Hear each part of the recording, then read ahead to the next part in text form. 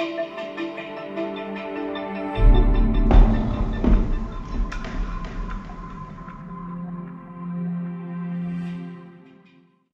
initial purpose was to start a construction company where people who were native English speakers could communicate directly with their builder.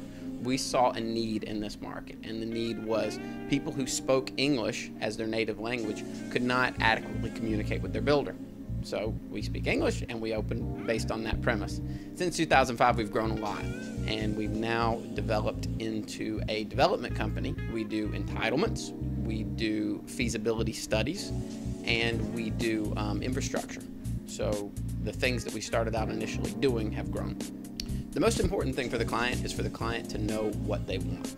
If the client has the goal, then we can get to the goal. Now that goal can be anything. They can start with a set budget. Sometimes people come into the office and they say, we only have so much money to spend, and we work the entire project around that.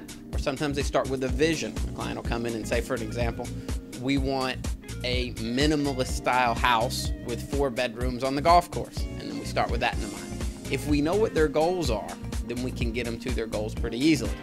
If we come up with very general ideas and don't have specific goals, then things seem to go off track. The permits vary with the construction process. So for example, if we do a project on the beach, there are state and federal environmental permits that are required. The constant is always that no matter what the project, we have to have a building permit from the municipality. Typically, we take care of the building permit. It means we actually take care of the process of getting the building permit. And if there's any other processes that are involved, we usually take care of those as well. What we try to do, especially in residential type projects, is take the position of the client's going to get the key in their hand, and we take care of everything along the way. In any construction project, there are unforeseen things that happen. Now, those things could be anything from, I don't know if you remember, but a few years ago, the price of steel doubled in about 3 months. Something like that can happen, and that's market-based. Or we can have something, for example, like a hurricane. That's something that nobody can expect, and it comes through, and we have to deal with it. So when those things happen, and there's always something that happens, the trick is to be able to deal with it. So we figure out what happened, we assess the situation, we figure out a way through it, and then we get to the goal. About 90% of our clients are non-Mexican, the majority coming from the United States and Canada, although in the last couple years we've gotten a lot more European clients. What we do is very simple. We lay everything out from the beginning. So at the beginning, they get a construction schedule and a schedule of budgets that corresponds to the construction schedule. Like, for example, the initial payment's made, and then the next payment's made when the foundations are finished.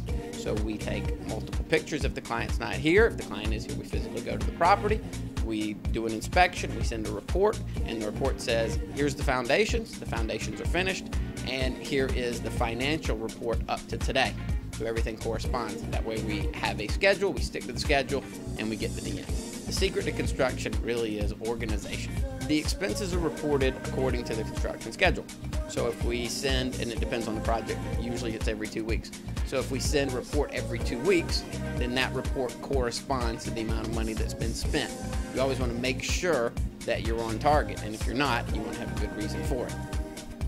Unforeseen circumstances that can happen, and the only way you can get through those unforeseen circumstances is to know that you're dealing with somebody competent. So I would say check their references, do all the homework you can, and at the end of the day, make sure everybody is on the same page.